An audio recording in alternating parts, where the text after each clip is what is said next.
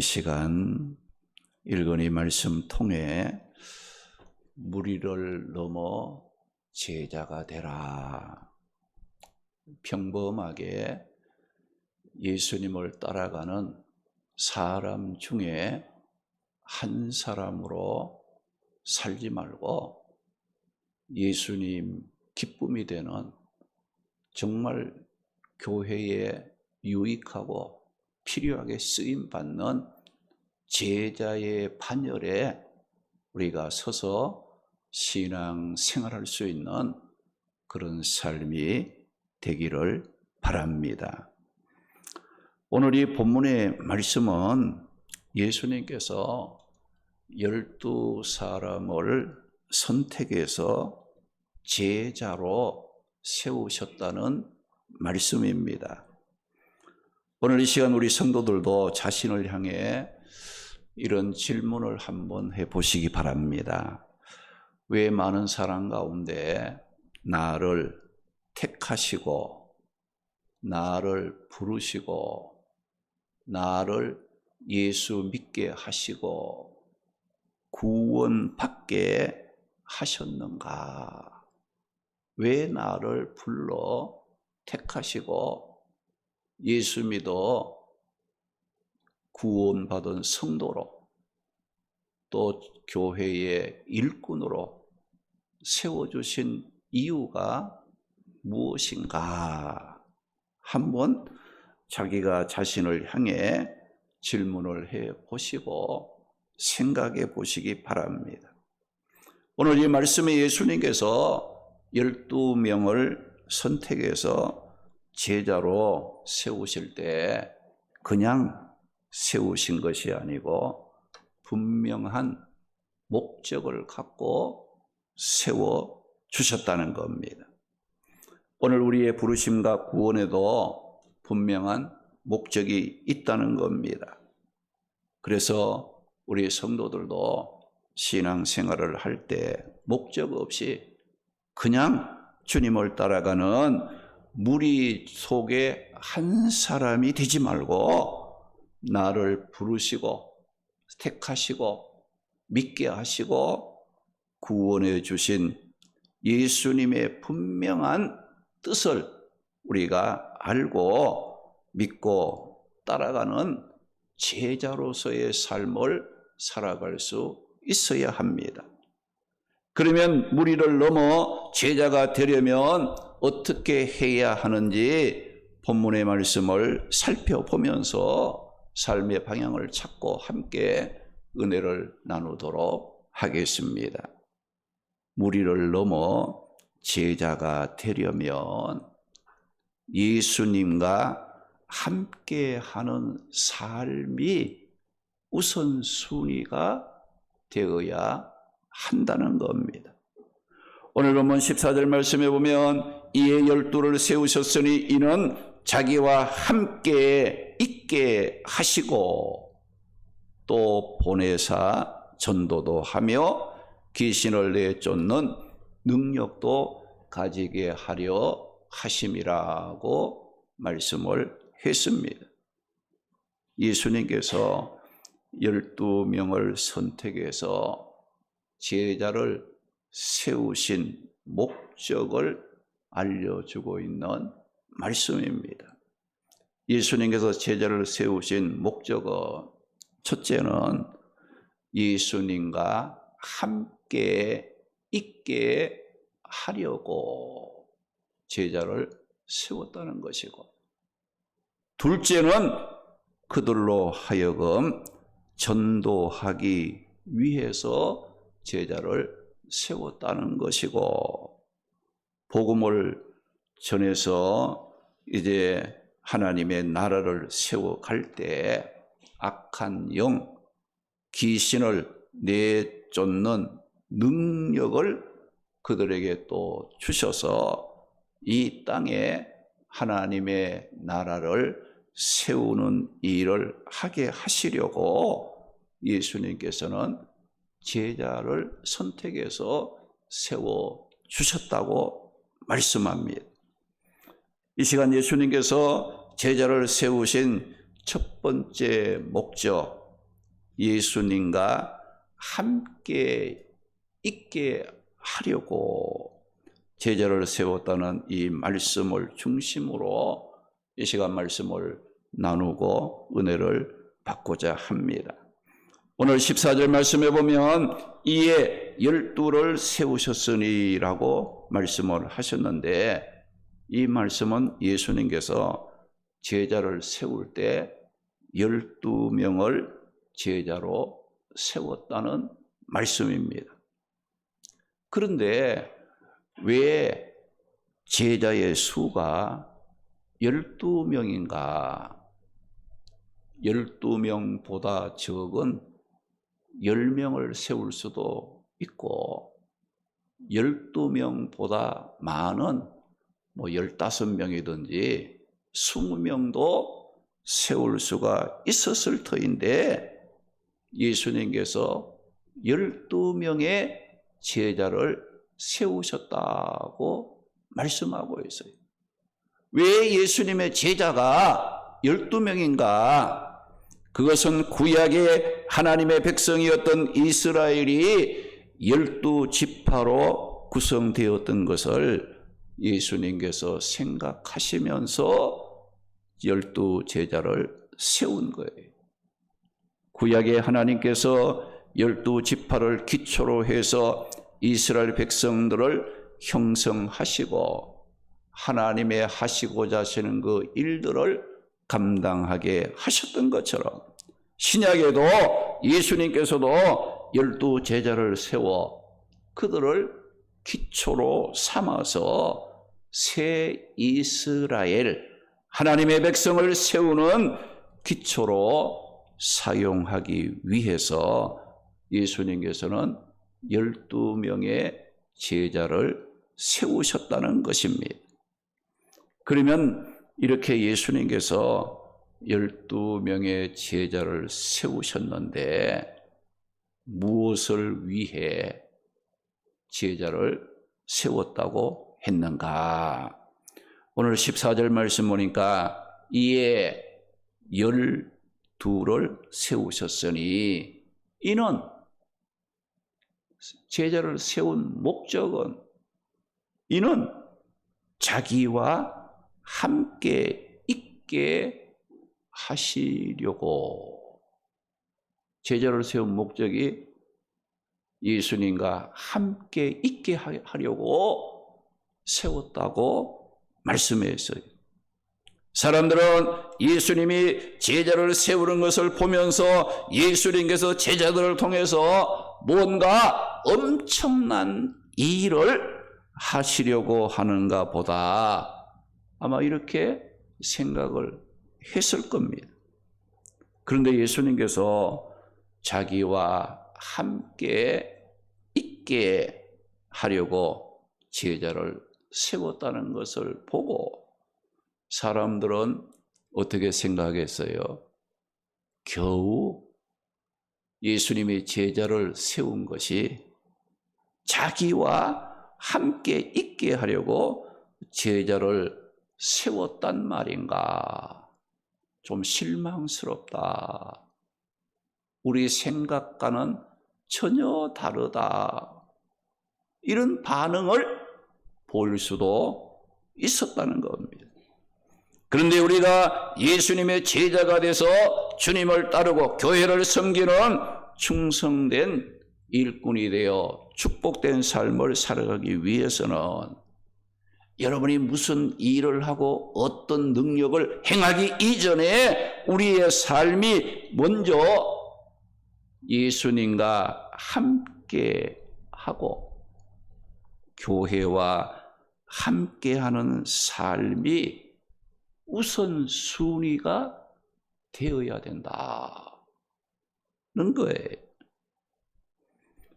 우리가 무리를 넘어 평범한 그저 예수님 앞에 왔다 갔다 하는 그런 사람들 속에 한 사람이 되지 않고 제자의 삶을 살기 위해서는 예수님과 함께하는 삶부터 배워야 한다는 것을 알아야 합니다. 오늘 말씀에 예수님의 선택을 받아 세움을 받은 제자들은 어디까지 가야 할 사람이고 어떤 일까지 해야 할 자들이었습니까? 제자는 생명의 위협을 감수하면서 예수님이 십자가의 고통을 당하며 죽으시는 골고다 언덕까지 예수님과 함께 할 자들이었다는 겁니다. 제자는 어떤 고난과 핍박을 당할지라도 예수님의 죽음과 부활을 증거하면서 예수님과 함께 해야 할 자들이었습니다. 사랑하는 성도 여러분, 오늘 우리를 많은 사람들 가운데서 택하여 부르시고 구원하여 성도로 세워주시고 일꾼으로 세워주신 이유가 무엇입니까?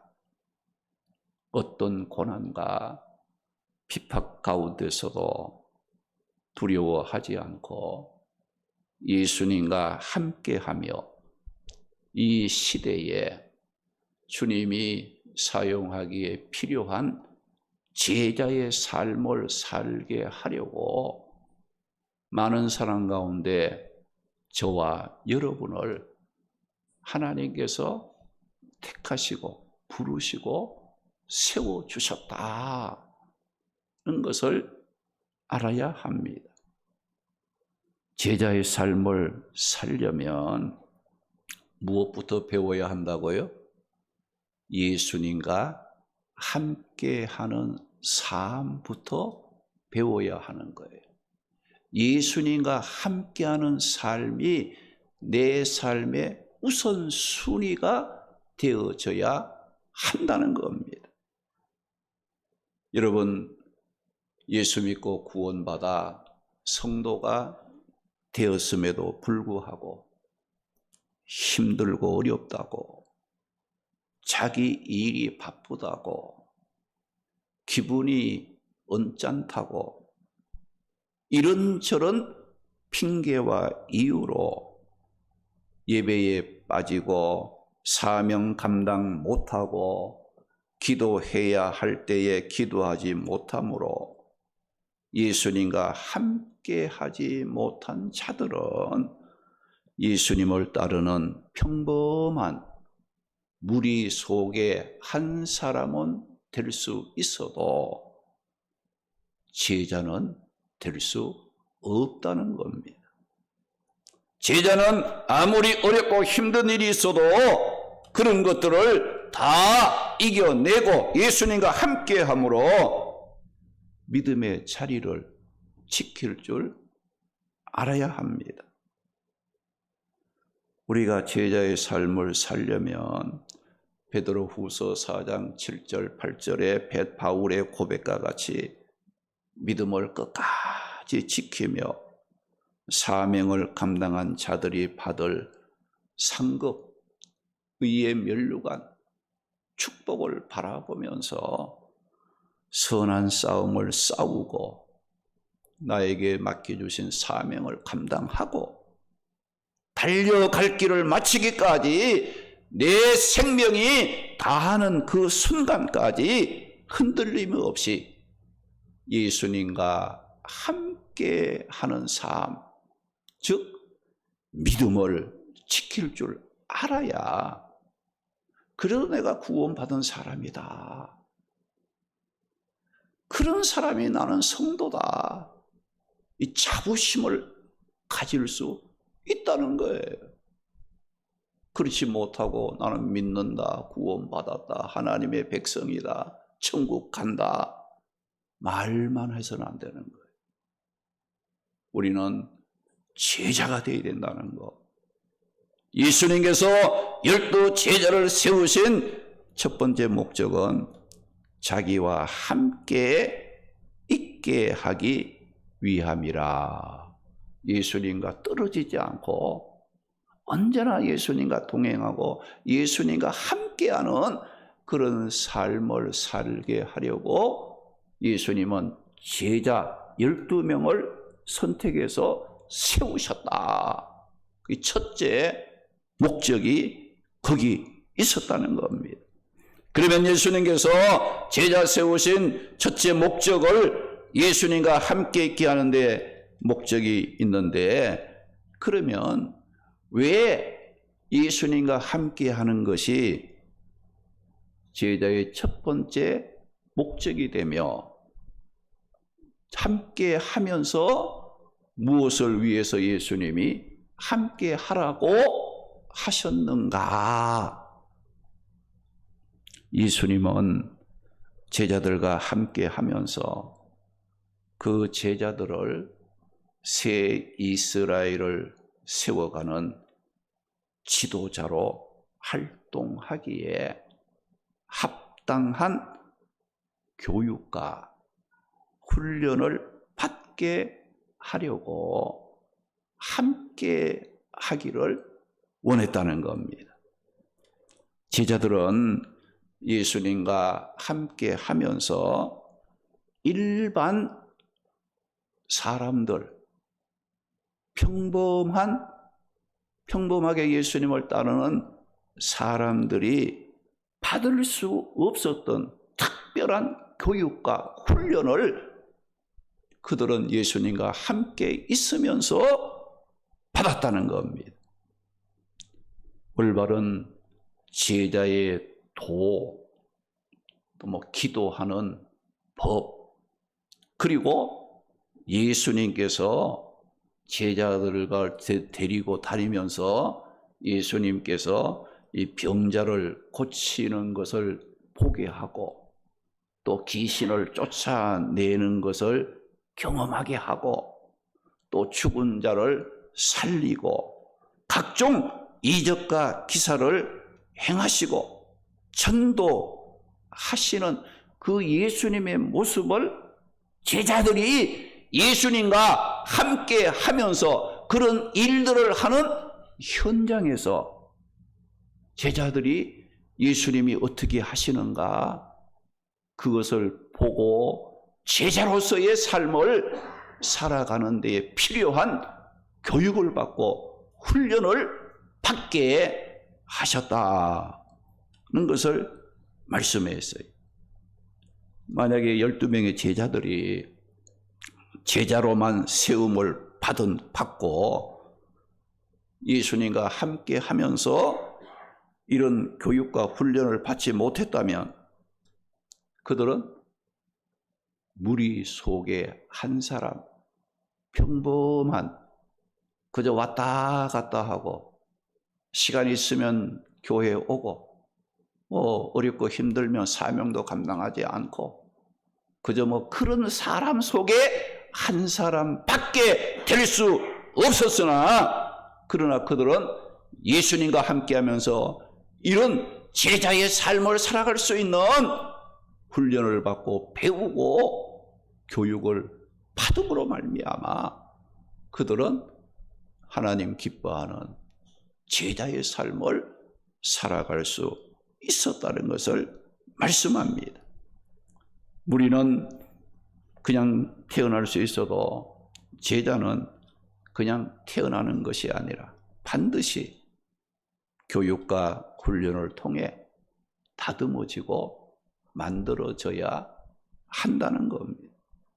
그러므로 우리 성도들이 평범한 무리를 넘어 제자가 되려면 주님과 함께하고 또 주님의 몸인 교회와 함께하면서 예배와 기도와 말씀과 전도와 헌신 등 바른 신앙 생활을 위해 배우고 훈련받는 일에 힘쓰는 자가 되어야 한다는 거예요. 제자는 생명의 위협을 감수하면서 주님이 죽으시는 십자가 골고다 언덕까지 가야 할 자들이에요. 무섭다고 도망가는 이런 사람은 제자가 아니라 이거죠. 제자는 예수님의 부활을 증거하기 위해서 어떤 고난과 핍박을 당할지라도 그것을 참고 견딜 수 있는 일까지 해야 될 자들이었기 때문에 예수님과 함께 하면서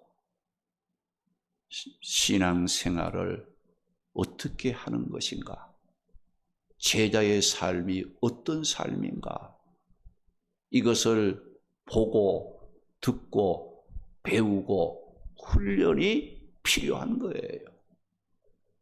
이런 훈련의 과정, 하나님 예수님과 함께하는 과정이 거치지 않는 사람들은 어떨까요? 제자의 삶을 살기가 힘듭니다.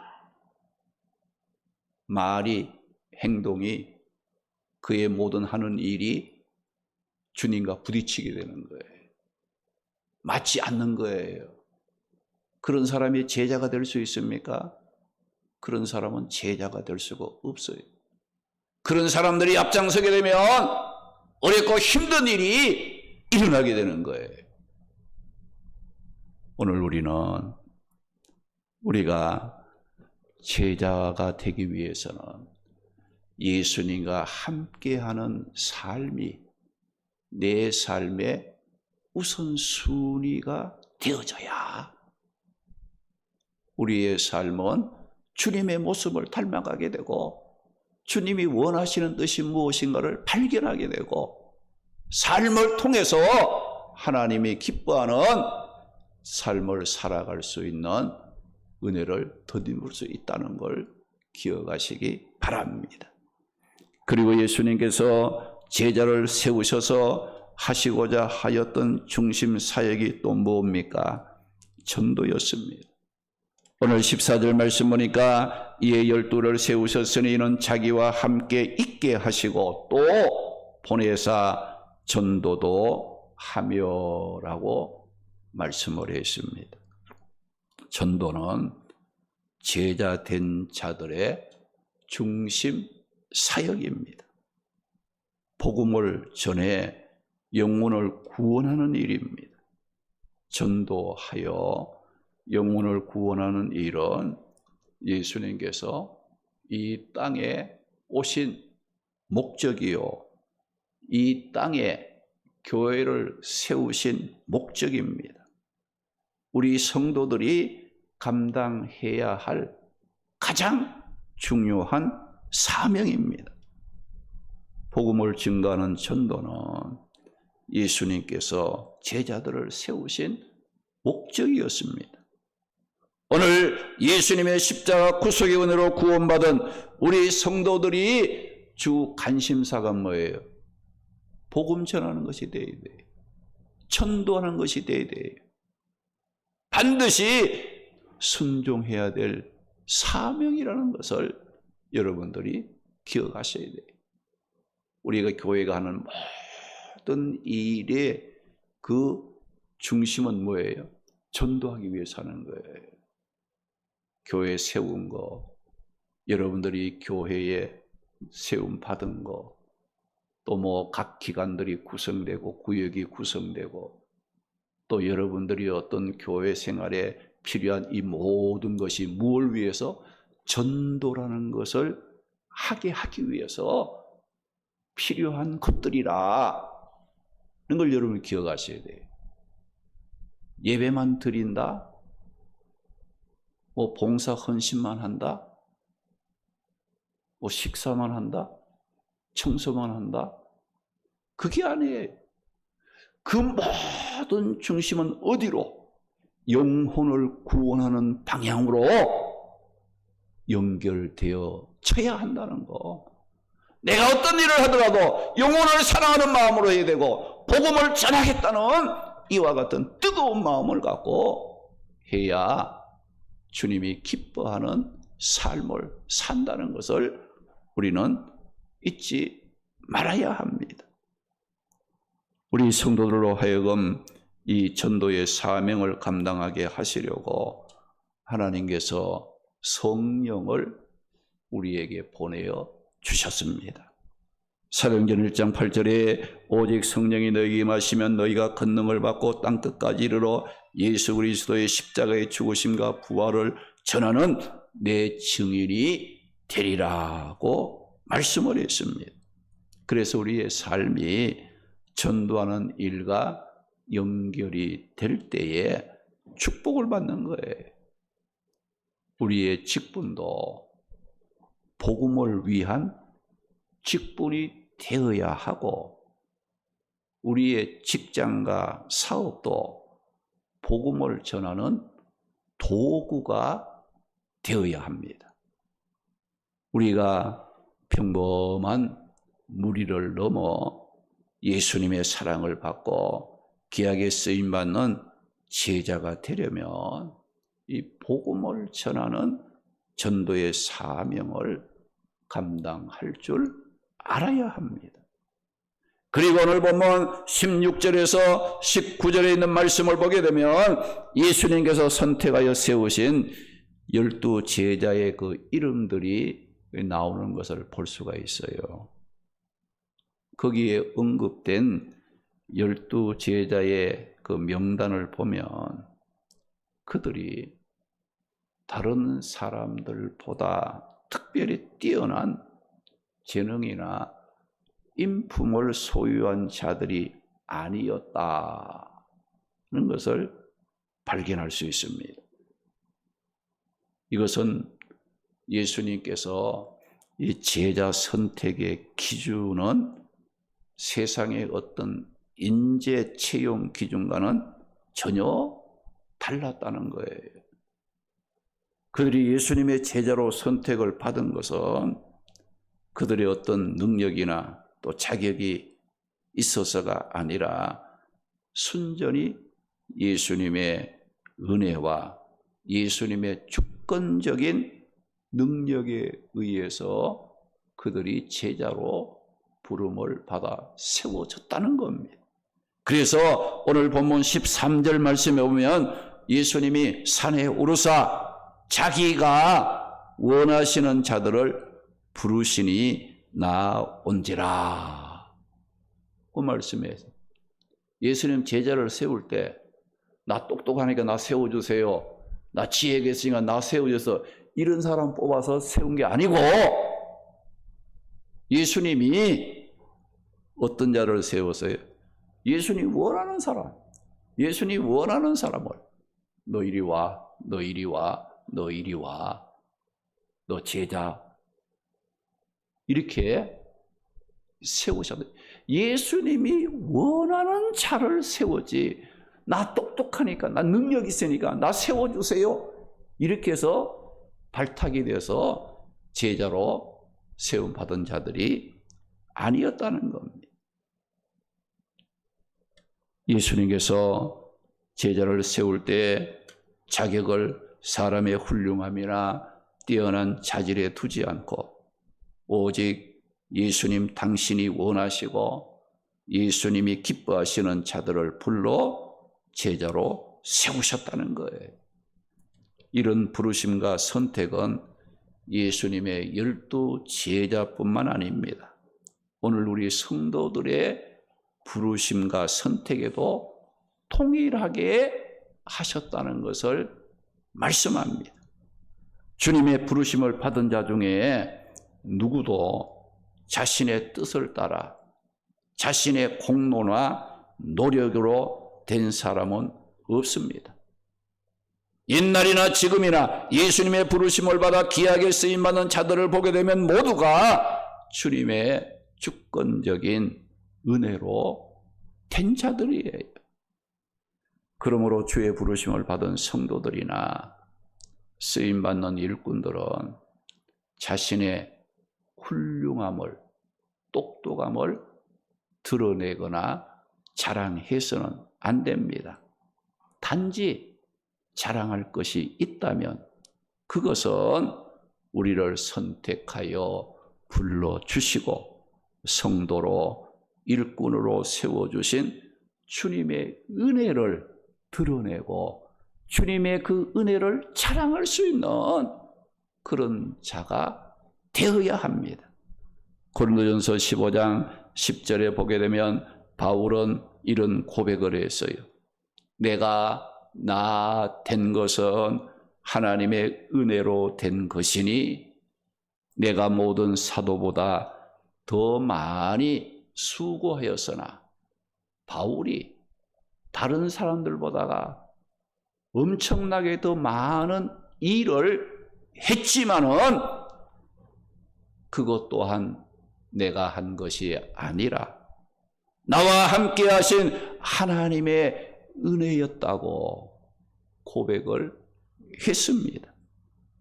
사실 이런 고백을 한 바울도 교회를 핍박하고 믿는 자들을 잡아 옥에 가두려고 했던 비방자요, 박해자요, 폭행자였기 때문에 도저히 세상적인 자격으로, 인간적인 자격으로 볼 때는 예수님의 선택을 받아 제자가 될, 일꾼이 될 자격이 전혀 없는 사람이었습니다.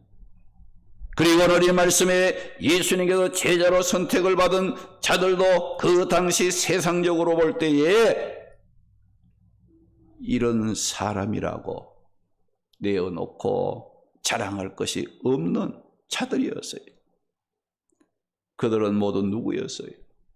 갈릴리 바다에서 고기 잡던 어부들로 인간적으로 볼 때는 비천하고 흠이 많은 사람들이었습니다. 베드로 다혈질 실수가 많았고, 야고보와 요한 성격이 가격했고, 도마는 의심이 많았고, 빌립은 계산적이었고, 마태는 죄인이라고 비난받는 세리였습니다. 그런데 이렇게 부족했던 자들이었지만은 예수님께서 그들을 제자로 세워 쓰임받게 하셨다는 겁니다. 그들이 이렇게 별 볼 일이 없는 사람들, 당시에. 그런데도 예수님께서는 그들을 세우셔서 능력 있는 일꾼으로 쓰셨다는 거예요. 그러면 그들이 주님의 부름을 받고 그렇게 귀하게 쓰임받아서 있었던 그들이 어떤 가정을 거쳤다는 겁니까? 본문 14절 말씀 보니까 이에 12를 세우셨으니 이는 자기와 함께 있게 하시고 라고 말씀했어요. 이렇게 약하고 부족하고 자격이 없는 자들을 예수님이 불러 제자로 세우셨는데 그들이 어떤 가정을 겪으면서 그들이 그렇게 위대하고 훌륭한 일꾼으로 사용되어지게 되었느냐?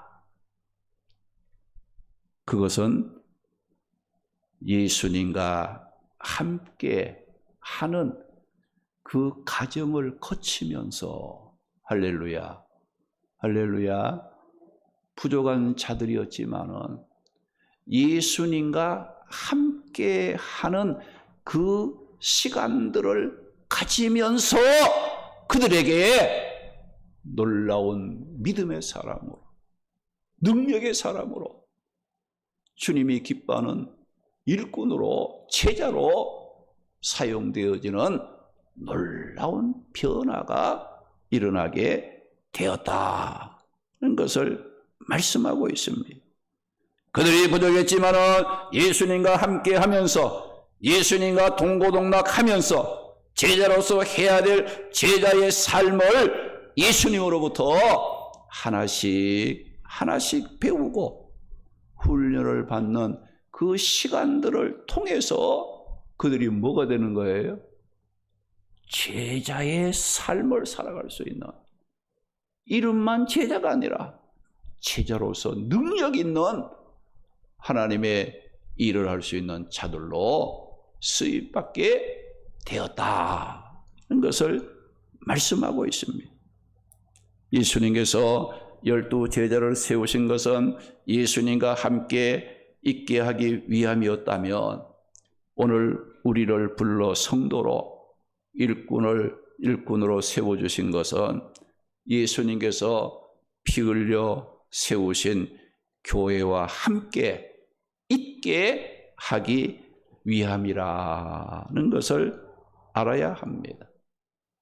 우리가 히브리서 10장 25절 말씀에 보면 모이기를 폐하는 어떤 사람의 습관과 같이 하지 말고, 모이기 싫어하는 그런 사람들의 습관을 본받지 말고 오직 권하여 주의 재림의 날이 가까움을 볼수록 더욱 모이기를 힘쓰라고 말씀을 했어요.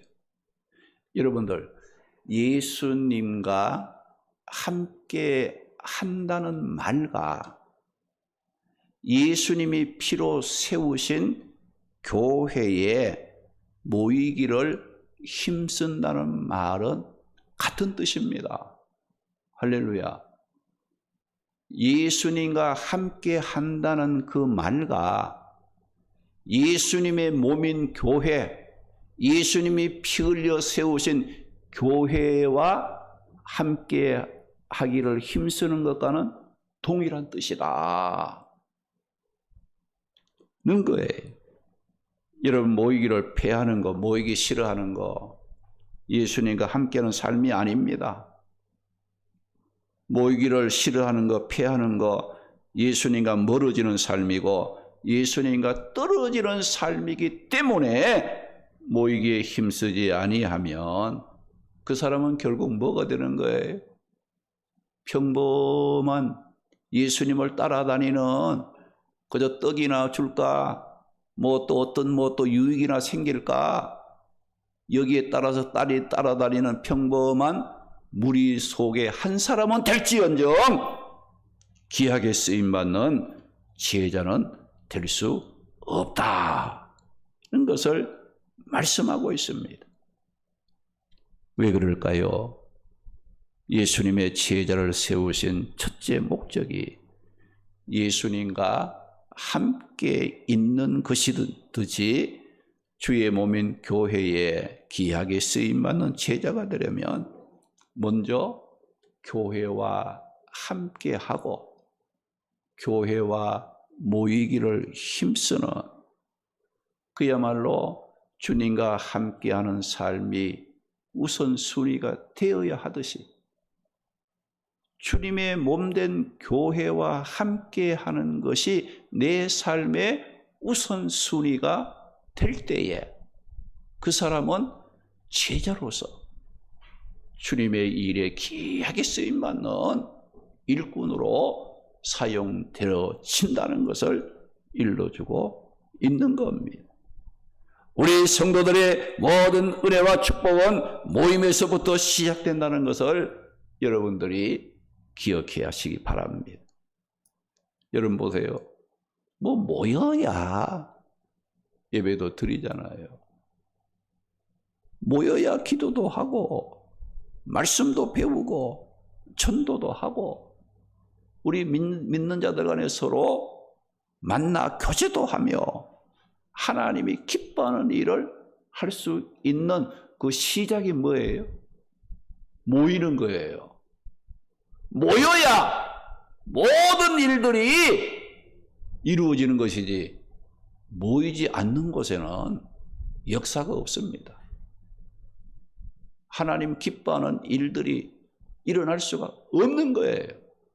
내 자신이 모여있는 일에 힘쓸 때 말씀을 듣게 되고 기도하게 되고 교제가 일어나고 또 여러분이 전도도 하게 되며 하나님이 기뻐하는 그런 삶을 살아갈 수 있는 첫 단추가 모임에 있다는 거예요.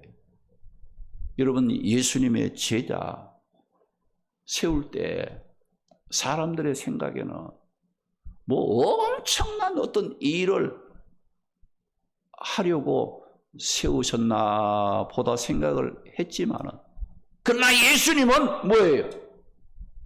자기와 함께 있게 하려고, 함께 있게 하는 것이 뭐예요? 이게 제자의 첫째 조건이에요.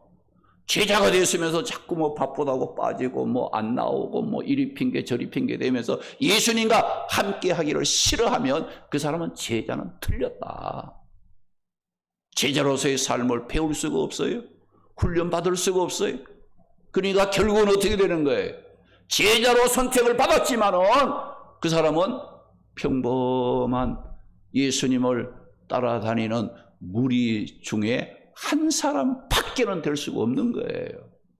그러니까 우리가 예수님과 함께하는 일에 힘써 우리가 훈련을 받고 또 여러분이 배우고 예배도 드리고 기도도 하고 말씀도 듣고 이런 과정을 거치면서 우리의 믿음이 새 이름을 얻고 하나님이 기뻐하는 뜻을 때로 살아갈 수 있게 되고 은혜가 충만한 자리로 나아가는 축복을 받게 된다는 거예요.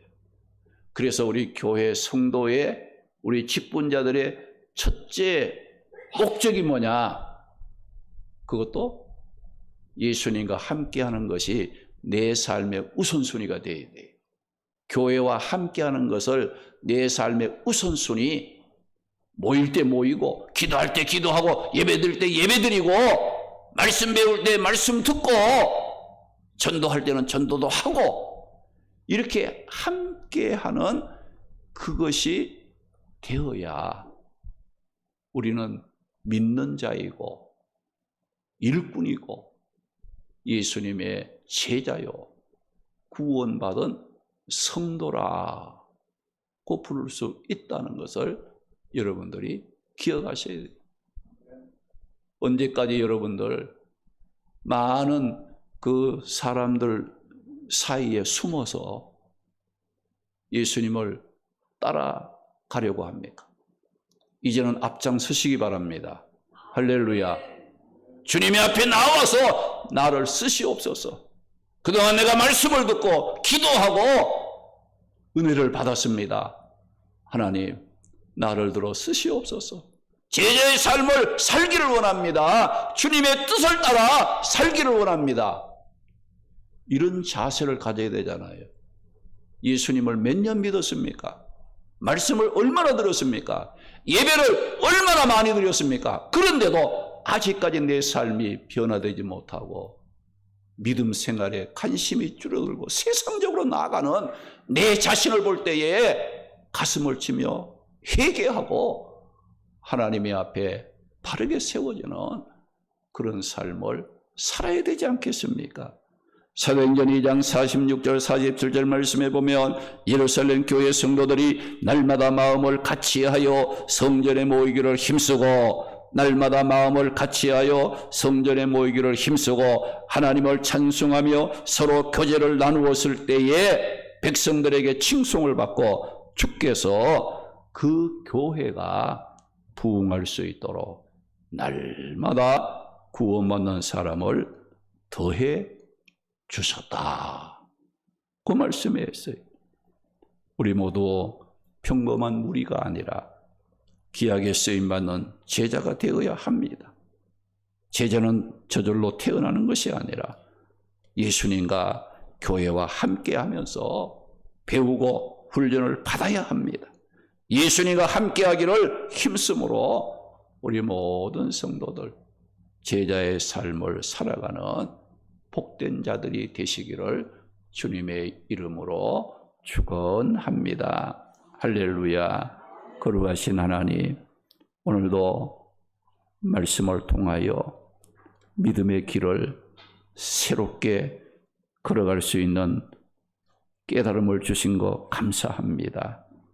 우리 모두 평범하게 예수님을 따르는 무리 중에 한 사람이 아니라 예수님과 함께 하면서 제자의 삶을 배우고 훈련받음으로 예수님 앞에 귀하게 쓰임받고 교회에 유익한 제자의 삶을 살아가는 우리 모든 성도들이 되게 하옵소서.